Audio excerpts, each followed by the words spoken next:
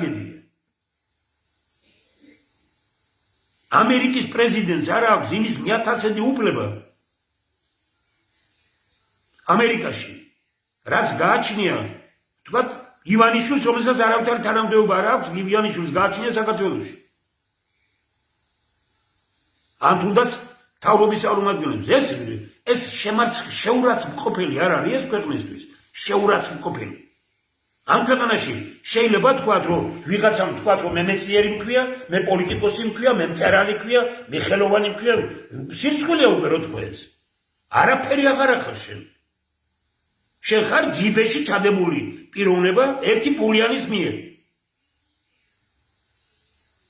და მისმა ფულმა პროგრესი გააჩერა ქვეყანაში. არავითარი პროგრესული ქვეყანაში არ ხდება. აბსოლუტურად არავითარი.